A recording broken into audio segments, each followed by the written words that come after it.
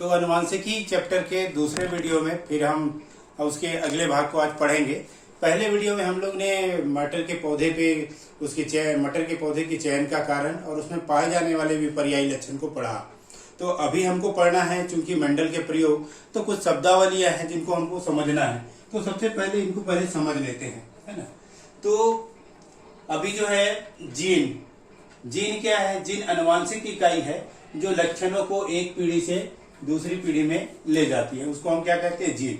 यदि जीन को समझना है हमको, है ना, तो जैसे देखिए ये क्या है? एक कोशिका है, ये कोशिका है, कोशिका में केंद्रक है और इस केंद्रक में क्या है? गुणसूत्र है। यही गुणसूत्र को आगे चल के हम क्या देखते हैं? डीएनए के रूप में रहते हैं। तो डीएनए का एक छोटा सा खंड या डीएनए का एक छोटा सा भाग क्या कहलाता है? जीन कहलाता है। तो ये जीन जो है अनुवांशिक इकाइयां हैं जो लक्षणों को एक पीढ़ी से दूसरी पीढ़ी में लेके जाती है। यहाँ पर भी हमने बतलाया है, देख सकते हैं। उसके बाद है प्रभावी लक्षण। तो प्रभावी लक्षण क्या है? मेंडल ने जब क्रॉस करवाया तो देखा क्रॉस में प्रथम पीढ़ी में प्रदर्शित होने वाले लक्षण को प्रभावी लक्षण कहते हैं एवं उसमें दबे लक्षण को अप्रभावी लक्षण कहते हैं। मेंडल ने अभी आगे हम पढ़ेंगे बैगनी कलर के और सफेद कलर के पुष्प को लिया और क्रॉस कराया। तो पहली पीढ़ी में केवल बैगनी कलर के पुष्प दिखाई देते हैं, क्योंकि बैगनी कलर दिखाई दे रहा है इसलिए बैगनी कलर वहां पे क्या थे? प्रभावी है। और सफेद कैसे हैं? अप्रभावी। तो जो पहले पीढ़ी में लक्षण प्रदर्शित होता है उसको प्रभावी लक्षण कहते हैं और जो प्रदर्शित नहीं होता वो अप्रभावी लक्षण है। फिर है इसमें होमोजाइगस, है ना, या समयुग्मजी कहते हैं। तो जब देखते हैं जब किसी कारक के दोनों एलील्स समान हों, जैसे मान लीजिए ये देखिए कैपिटल टी, यदि पौधा लंबा है तो उसके लिए जो हम लोग कारक लेते हैं कैपिटल टी और कैपिटल टी है, दोनों समान है तो इसको होमोजाइगस कहेंगे। और एक क्या है? बड़ा है और एक स्मॉल है, इसको हेट्रोजाइगस कहते हैं। उसी प्रकार यदि हम लोग बैगनी कलर का पुष्प लें तो दोनों को कैपिटल लेंगे तो होमोजाइगस है और ये हेट्रोजाइगस।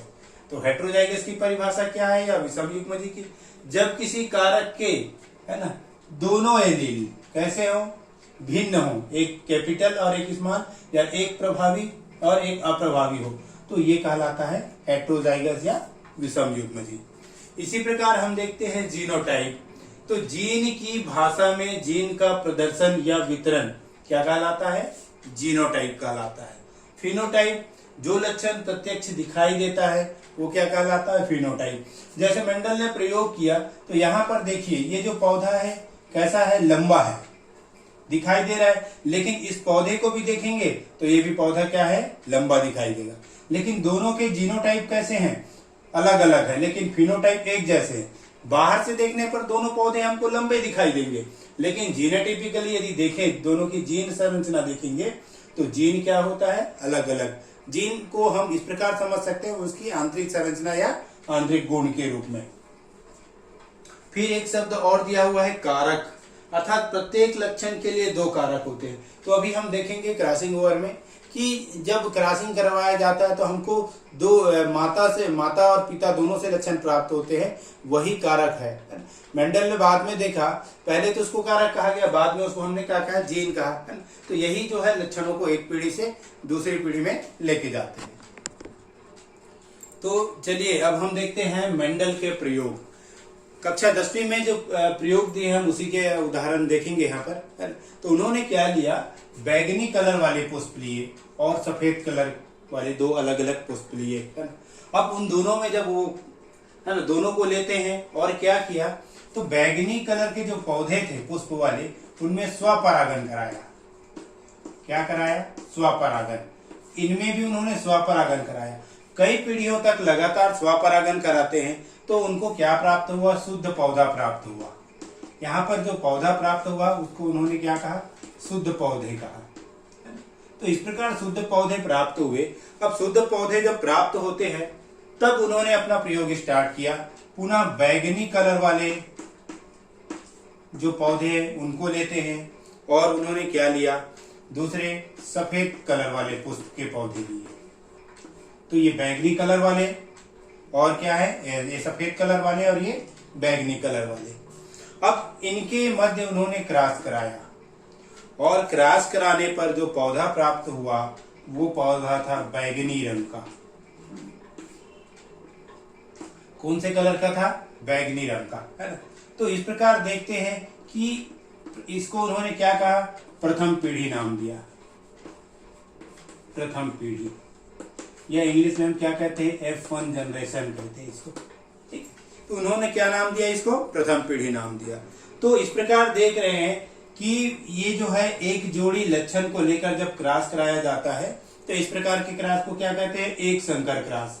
एक जोड़ी अर्थात बैगनी रंग और सफेद रंग, तो दोनों का क्रॉस कराते हैं तो बैगनी रंग प्राप्त हुआ। तो ये जो बैगनी रंग है यहाँ पर कौन सा लक्षण है? प्रभावी लक्षण है। किस प्रकार का लक्षण है? प्रभावी लक्षण है। और सफेद रंग तो हमको दिखाई नहीं देता, इसलिए क्या है? बैगनी लक्षण क्या हुआ, है ना, प्रभावी लक्षण हो गया। अब उन्होंने क्या किया? इस पर बैगनी रंग के पौधों का फिर क्या किया? स्वपरागण फिर किया। यहाँ पर जब स्वपरागण कराते हैं तो देखते हैं यहाँ पर उनको दोनों प्रकार के पुष्प प्राप्त हुए।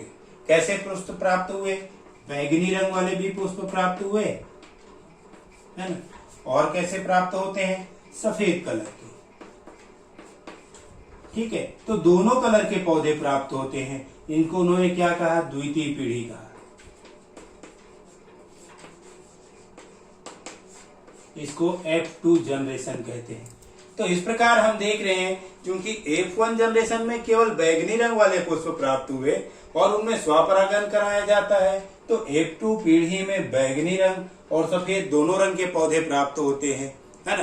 तो यहाँ पर एक चीज उन्होंने उदाहरण दिया है, जैसे मान लीजिए उन्होंने क्या लिया, है ना, 929 पौधे लिए थे। तो 929 पौधों में वो देखते हैं कि लगभग 705 पौधे, कितने पौधे? 705 पौधे बैगनी रंग के आए और जो है बाकी जो 224 पौधे ये कैसे थे? सफेद प्राप्त हुए।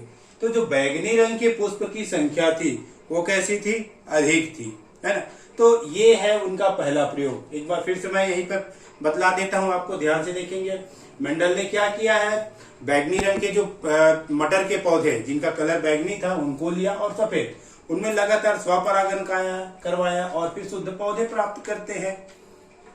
फिर उन शुद्ध पौधों के मध्य क्रॉस कराया जाता है तो F1 जनरेशन में केवल बैगनी रंग के पुष्प आते हैं, है ना। चूंकि ये बैगनी रंग आता है तो इसका मतलब ये हुआ कि बैगनी रंग का जो कलर है वो कैसा है? प्रभावी लक्षण है। और सफेद रंग यहाँ पर क्या है? अप्रभावी लक्षण है ना। तो इस प्रथम पीढ़ी में फिर स्वपरागण कराते हैं, तब वो देखते हैं इसमें बैगनी रंग के और सफेद रंग के दोनों के पौधे प्राप्त होते हैं। तो यहाँ पर उन्होंने इसके आधार पर एक निष्कर्ष दिया। उन्होंने क्या निष्कर्ष दिया वो देखते हैं कि उन्होंने ये बतलाया कि जब हम एक संकर क्रॉस करवाते हैं या एक जोड़ी लक्षणों को क्रॉस कराते हैं तो एक प्रभावी लक्षण प्राप्त हुआ। क्या हुआ हमको? प्रभावी लक्षण। प्रभावी लक्षण प्राप्त हुआ, इसकी परिभाषा हम पहले देख चुके हैं, है ना, ठीक है। तो इसके आधार पर उन्होंने एक संकर क्रॉस की परिभाषा दी।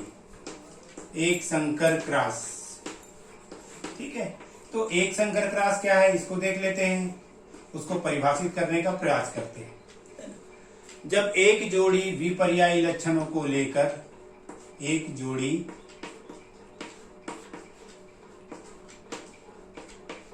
विपर्यायी लक्षणों को लेकर क्रॉस कराया जाए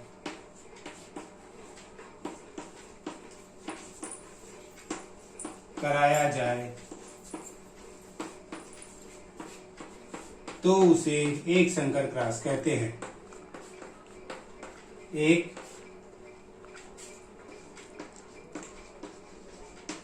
एक संकर क्रॉस कहते हैं। तो इस प्रकार उन्होंने क्या किया, एक जोड़ी विपर्यायी लक्षण को लिया और क्रॉस कराया। तो हम देखते हैं उन्होंने, अब इसका प्रयोग को देखते हैं। इसमें उन्होंने क्या लिया, बैगनी पुष्प लिया और बैगनी पुष्प को लेकर के देखते हैं कि क्या किया उन्होंने। चलिए इसके प्रयोग को हम अगले वीडियो में देखेंगे।